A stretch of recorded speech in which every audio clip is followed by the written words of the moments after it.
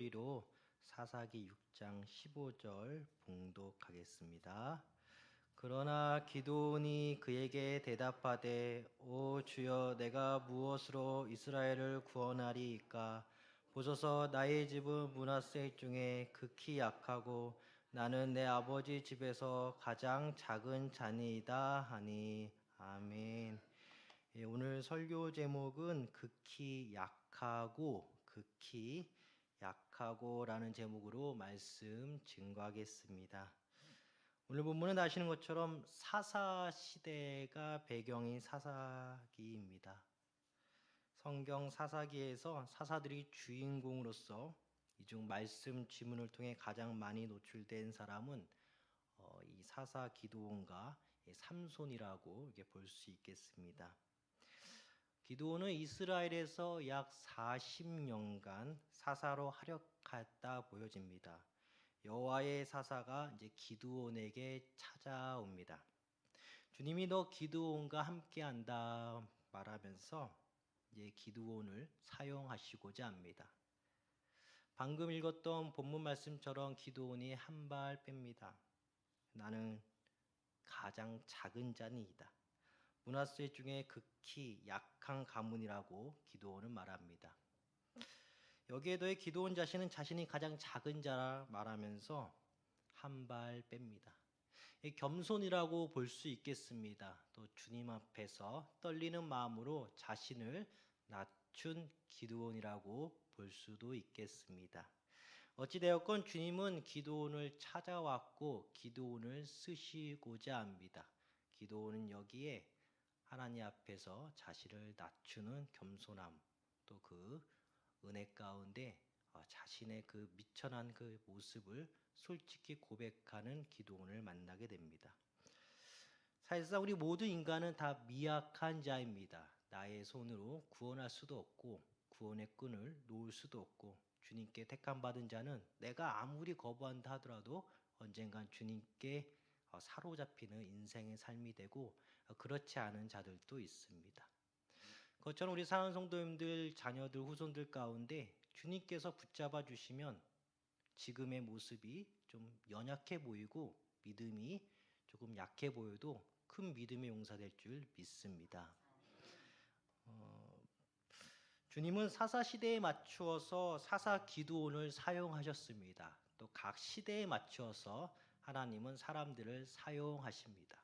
이 시대에도 우리를 사용하신 줄 믿습니다. 우리 역시 그 시대에 맞게 쓰임받는 자들입니다. 그러기에 주님 옆에서 낮추는 삶이 참 복된 삶이라 믿어 의심치 않습니다.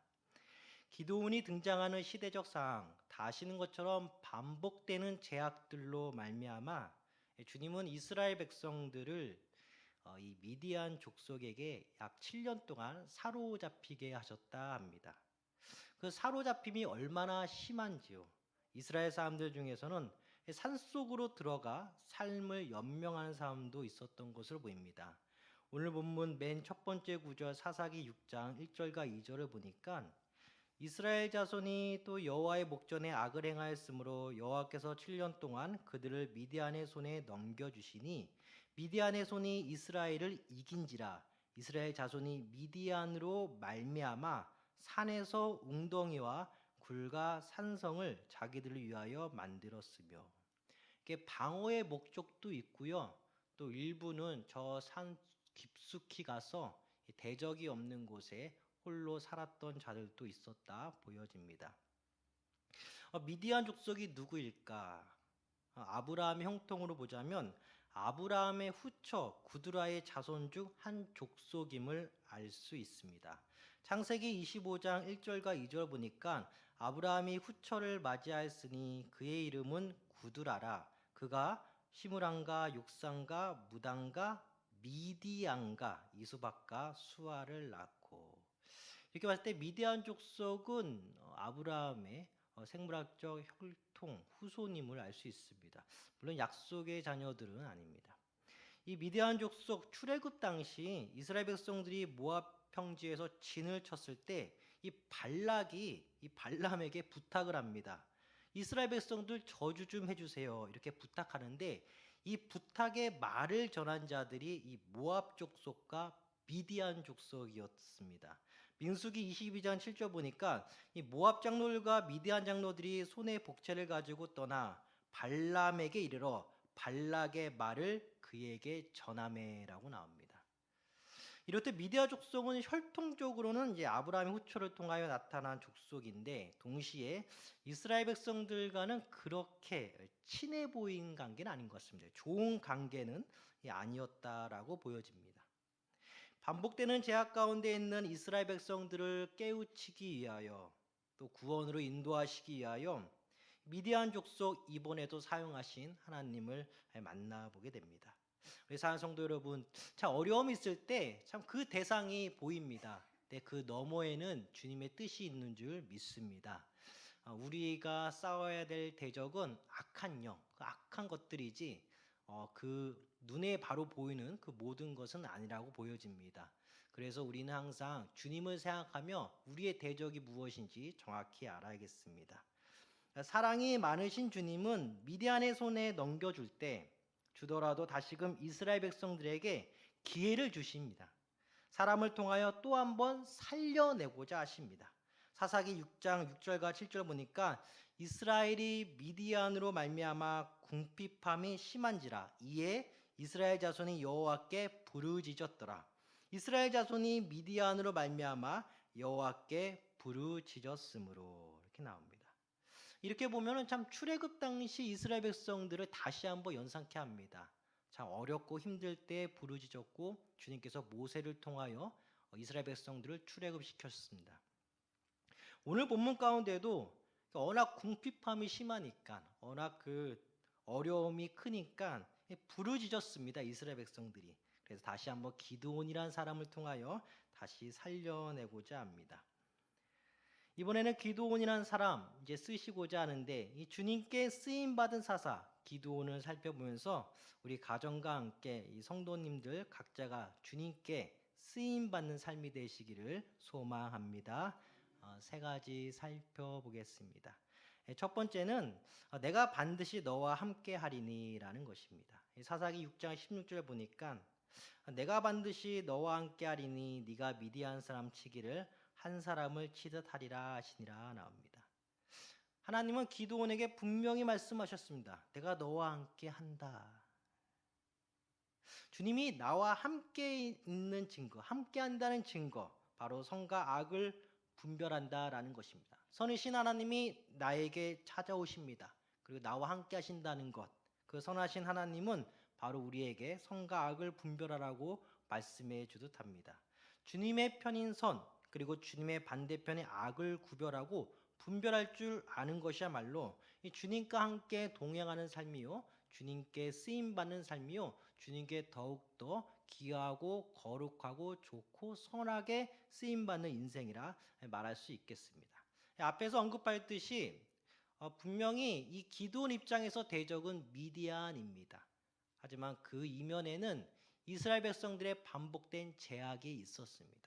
우리 사랑하는 성도님들, 어려움이 있을 때 그 너무 하나님을 바라보고요, 자기 자신을 한번 보살펴 보시기를 소망합니다.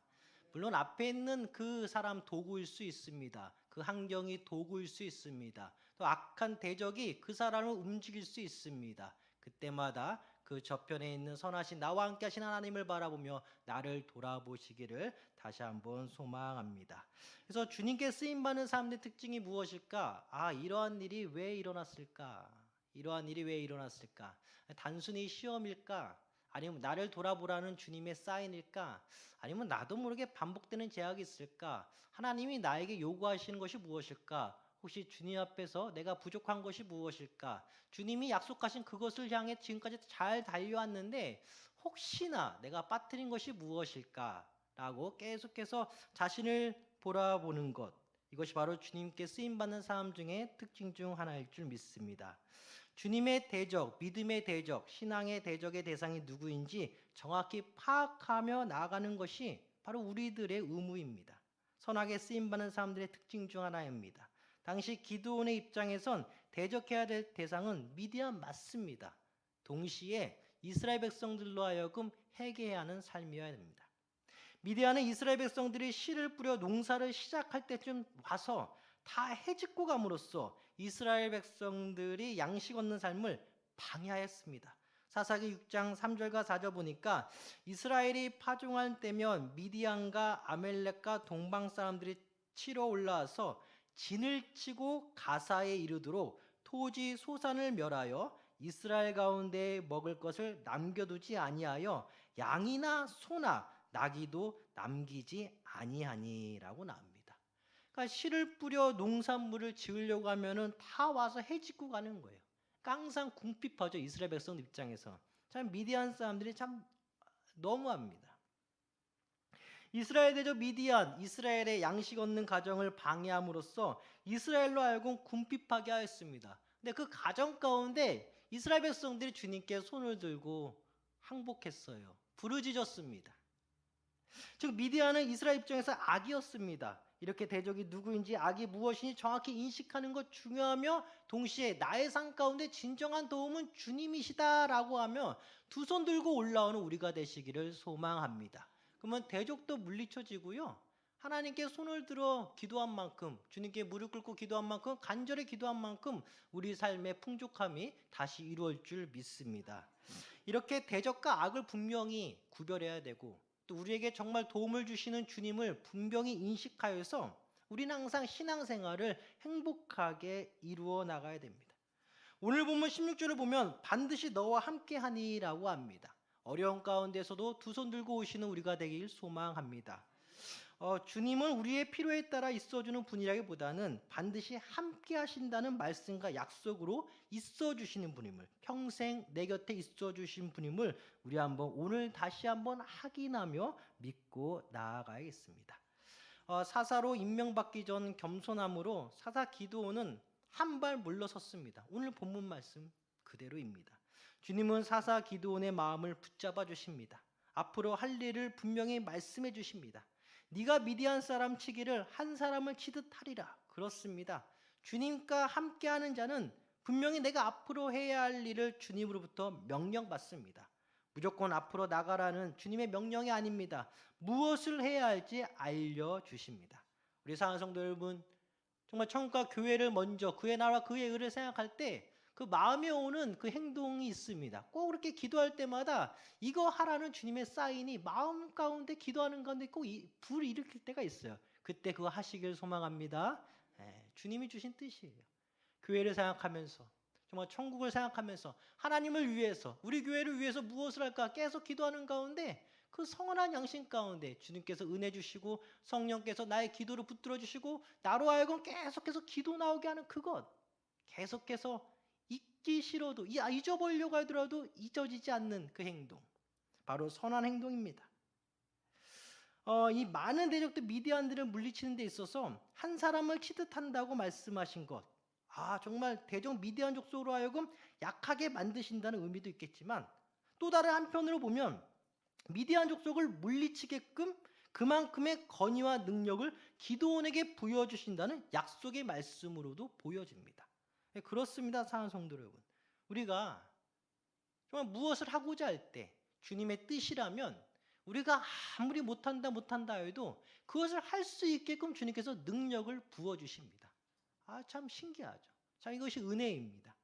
주님께 선하게 쓰임받기 위해서는 우리가 진정으로 대적하고 영적으로 싸워야 할 대상임을 잘 깨달아야 하고 동시에 나의 도움은 주님밖에 없다라는 기도의 그 간구함의 대상은 오직 삼일째 하나님임을 다시 깨달아서 우리는 분명히 주님께 능력받고 주님께 부여받은 그 명령을 잘 수행할 수 있는 그런 사람일 줄 믿습니다. 그 능력을 주신다는 것입니다. 그 능력을 부어주신다는 것입니다. 이것을 믿고 확신해야겠습니다. 이래야만 선하게 쓰임받을 수 있습니다. 주님이 쓰신 기드온의 경우 사사기 7장 초반부를 보면 이 기드온과 함께 대적 미디안 족속을 치기 위하여 3만 2천 명이 모였다 합니다. 이 중 주님은 10,000명을 남기시고 또 이 10,000명 중에서 최종 300명을 남긴 거 우린 다 알고 있습니다. 주님은 기드온과 300명에게 역사하시어 미디안 족속을 치게 하셨습니다. 대적을 정확히 인식하고 주님이 함께 하신다라는 믿음과 확신이 있으면 사람들이 모여듭니다. 정말 내 잔이 넘칠 정도로 사람들이 모여듭니다. 그 목적이 주님의 뜻이기 때문입니다. 그 목적이 정말 주님의 뜻 가운데 선한 것이기 때문입니다. 사람들이 보고 모인 것이 아니라 그 방향과 목적이 주님 보시기에 가장 선하고 알맞은 것이기 때문에 주님께서 사람들로 하여금 모이게 하는 것입니다. 선한 주님은 선한 방향과 목적을 뚜렷이 가진 자를 선하게 쓰시며 동시에 사람을 모이게 해주시는 것입니다. 너무 많이 모여 혹여나 자신들의 힘으로 미디안을 이겼다라는 착각을 미연에 방지하기 위하여 3만 2천 명에서 300명으로 줄이신 하나님, 이 하나님 역시 주님의 선한 섭리로 우리는 믿습니다. 우리는 선한 방향과 목적을 가지고 신앙생활을 하면서 선하게 쓰임받되 모든 것이 주님의 은혜이자 주님이 하신 것이라 선하게 고백하는 자들이 되어야겠습니다. 그래서 우리에게 참 삶 가운데 능력을 부어주시는 하나님, 선하게 나를 쓰시는 하나님, 그 삶의 목적과 방향이 선하게 이끌어서 우리를 선하게 쓰신 하나님, 나의 대적, 우리 신앙의 대적을 정확히 알고 그 이면에 하나님의 섭리를 바라보며 믿음과 확신 가운데 주님께 두 손 들며 기도하며 나가 싸울 때 우리는 영적으로 매일마다 승리할 수 있다 생각되어집니다. 이러한 삶이 우리들의 가정과 자녀분들에게 넘치기를 소망합니다. 두 번째는요, 표징을 내게 보이소서. 사사기 6장 17절입니다. 고린도전서 4장 20절, 하나님의 나라는 말에 있지 아니하고 오직 능력에 있음이라 말씀하고 있습니다. 기드온은 궁금했습니다. 왜 나를 사용하실까? 사사 기드온에게 주님의 능력 곧 표징이 나타납니다. 사사기 6장 20절과 21절, 하나님의 사자가 그에게 이르되 고기와 무교병을 가져다가 이 바위 위에 놓고 국을 부으라 하니 기드온이 그대로 하니라. 여호와의 사자가 손에 잡은 지팡이 끝을 내밀어 고기와 무교병에 대니 불이 바위에서 나와 고기와 무교병을 살랐고. 기드온은 확인받고 싶었습니다. 정말 나일까? 믿음 없는 소리가 아니라 정말 나일까? 재확인받고 싶었습니다.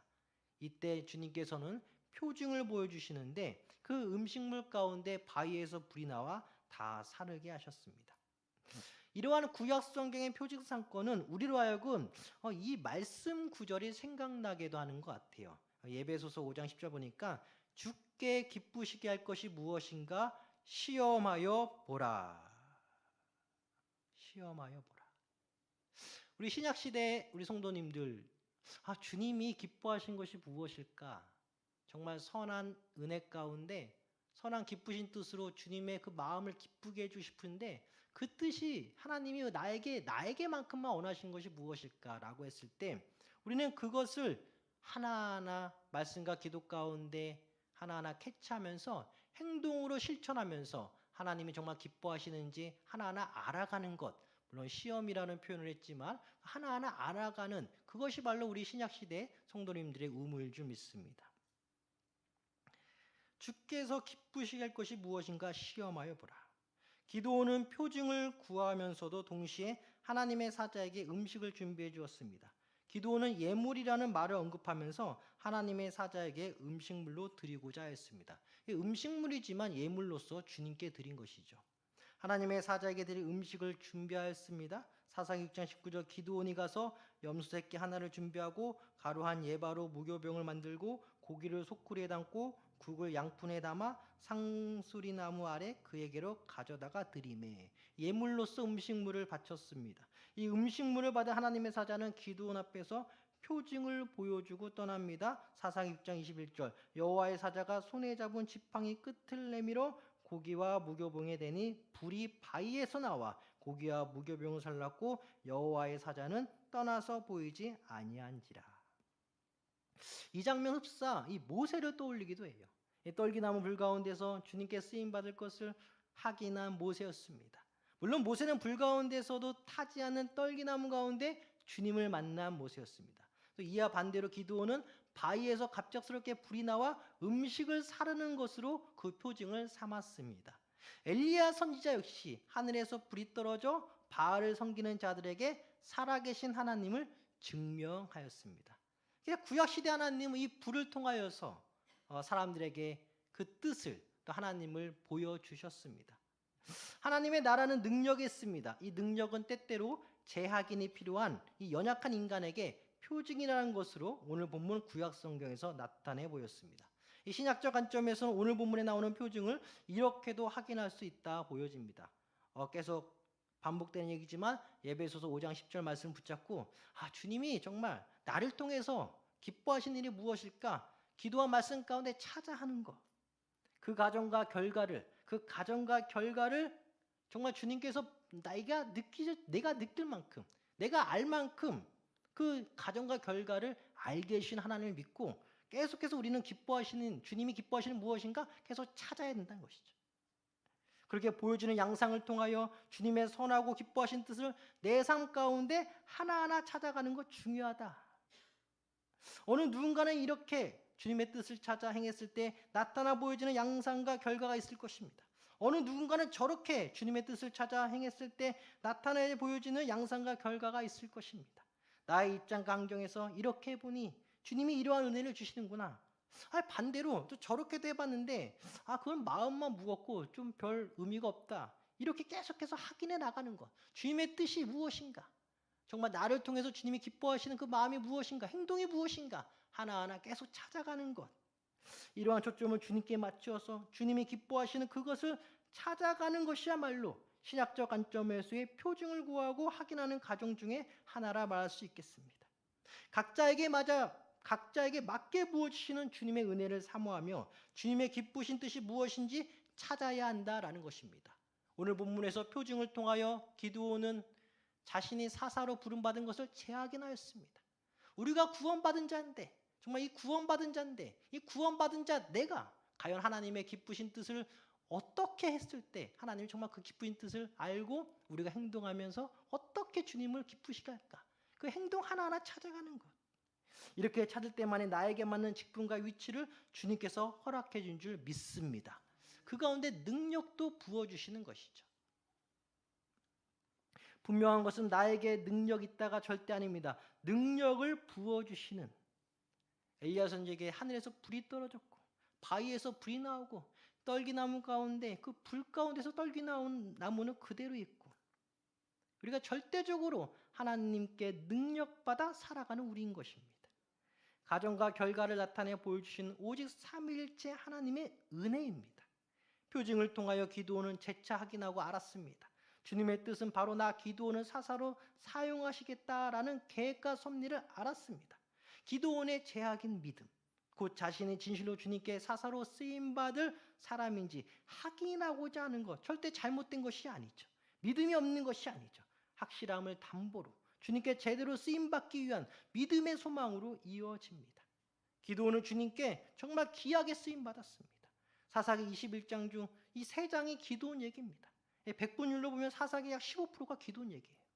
주님의 살아계신과 함께 주님의 능력과 표징을 체험한 자, 자신의 소명과 사명을 끝까지 잃지 않고 완주하게 되어 있다라는 것입니다. 그러기에 우리에게 어떠한 어려움이 있을지라도 내가 구원받은 자임을 어떻게 증명할 수 있냐?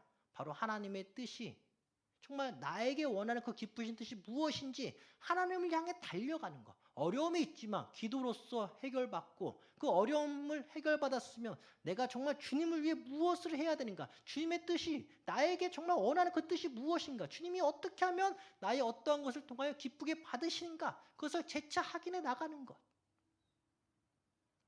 우리 가정에 우리의 자녀가 주님의 능력과 표징을 체험하게 된다면 그 자녀는 한평생 주님께 쓰임받는 것입니다. 주의 놀라우신 능력을 우리 모두 각 가정들이 체험하기를 소망합니다. 이 마지막 셋째, 죽지 아니하리라. 사사기 6장 23절 보니까 나오네요. 주님의 능력과 표징 그리고 여호와의 사자 대면하였다 하여 죽을 것만 같다고 한 기드온에게 여호와의 사자를 만났으니까 다 죽을 것 같다. 이런 기드온에게 오늘 본문 23절 분명히 말씀하십니다. 본문에 조금 내려와서 23절 보니까 죽지 아니하리라. 죽지 아니하리라. 사랑하는 성도 여러분, 우리들이 주님의 능력과 표징 또 주님께 구원받았다라는 그 믿음의 확신이 있다면 당장 어떻게 되는 것이 아니에요. 그냥 기쁜 것이죠. 주님과 대면했던 모세도 그랬고요. 천상으로 승천하신 예수님의 음성을 들은 사도 바울 선생도 그랬습니다. 주님의 섭리 가운데 우리를 이끄십니다. 당장 무엇이 어떻게 되는 것이 아니라 하나하나 깨달아가는 과정이 신앙생활입니다. 하나하나 인도함 받는 것이 신앙생활입니다. 확인되었다 하여 슬퍼할 것도 그렇다고 무서워할 것도 없습니다. 앞에 미디아라는 족속이 분명히 있지만 기드온이 오늘 좀 순간적으로 좀 슬퍼했다 하지만 하나님께서 말씀으로 기드온을 붙잡아 주셨습니다. 우리 역시 어떠한 일을 앞두고 참 두려움이 있을 때가 있습니다. 주님의 뜻은 확실한데 두렵단 말이야. 주님의 뜻은 확실한데 두렵다. 그게 믿음 없는 게 아니라 담대해야 한다. 오히려 반대로 주님의 뜻인 줄 알고 불순종하여 고생한 요나의 경우를 떠올리며 나를 향한 주님의 선하시고 기쁘신 뜻을 확인받은 순간이야말로 우리 입에서는 이제 살았구나 라는 말이 나와야 한다라는 것이 맞습니다. 주님의 뜻이 확실했는데 요나는 고생했습니다. 우리는 주님의 뜻이 확실하다면 이제 살았구나 라고 깨달아야겠습니다. 죽지 않아요. 주님이 나를 이끄시는 그 섭리 안이 내가 살 길인 것입니다. 이 삶이야말로 나에게 영의 양식과 육의 양식을 공급해 주시는 그 확신한 하나님을 믿게 되는 것입니다. 은혜로운 여정인 것입니다. 주님께 확실히 확인받는 삶이야말로 가장 기쁘고 행복한 순간이신 것. 다니엘 역시 자신을 향한 주님의 선한 뜻이 무엇인지 정확히 확인받았기에 담대할 수 있었다 보여집니다. 죽음 앞에서도 기도했던 다니엘입니다. 기도원과 함께한 최종 300명 미디안을 치신 삼위일체 하나님이십니다. 주님께 붙잡힌 삶이 얼마나 감사한 것일까. 믿음의 사람들은 한없이 끊없이 정말 주님의 사랑 가운데 주님의 능력을 체험해야만 합니다. 오늘 본문 가운데 기드온은 주님 앞에서 떨리는 모습이 있었습니다. 낮아지는 모습이 있었습니다. 겸손한 모습이 있었습니다. 때로는 주의 사자를 만났기에 죽을까 하는 걱정도 있었습니다. 두려움도 있었습니다. 하지만 주님께서는 담대하라, 두려워하지 말라, 안심하라. 주님 앞에서 자신의 처지를 진솔하게 표현한 기드온. 히브리서 기자는 믿음의 사람들 열거하면서 사사기에 나오는 사사 중 기드온을 제일 먼저 앞세우기도 하였습니다. 히브리서 11장 32절 내가 무슨 말을 더하리요 기드온, 바락, 산손, 입다, 다윗 및 사무엘과 선지자의 일을 말하려면 내게 시간이 부족하리로다. 히브리서 11장 32절. 주님의 말씀 곧 사사기 6장 23절 말씀 여호와께서 그에게 이르시되 너는 안심하라 두려워하지 말라 죽지 아니하리라 하시니라. 말씀을 들은 기드온의 행동은 다음 구절인 사사기 6장 24절입니다. 기드온이 여호와를 위하여 거기서 제단을 쌓고 그것을 여호와 살롬이라 했더라. 그것이 오늘까지 아비에세 사람에게 속한 오브라에 있더라. 할렐루야. 두려워하지 말라는 주님의 말씀을 들으니까, 안심하라는 주님의 말씀을 들으니까, 내가 너와 함께 한다라는 주님의 말씀을 들으니까 이 기드온이 행한 것은 바로 여호와의 살롬, 평강의 하나님을 만난 기드온을 우리는 만나게 됩니다. 우리가 두려워하지 않을 때, 담대할 때, 주님의 말씀 가운데 안심할 때 나에게 오는 것은 평강일 줄 믿습니다.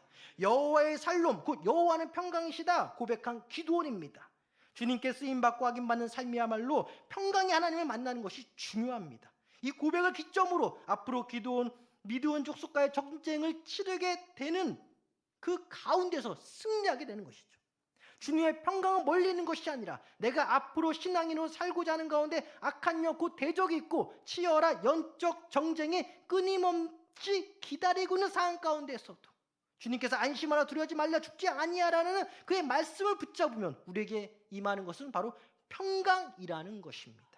예수님께서도 제자들에게 말씀하시기를 요한복음 14장 27절 평안을 너희에게 끼치노니 곧 나의 평안을 너희에게 주노라. 내가 너희에게 주는 것은 세상이 주는 것 같지 아니하리라. 너희는 마음에 근심하지도 말고 두려워하지도 말라. 할렐루야.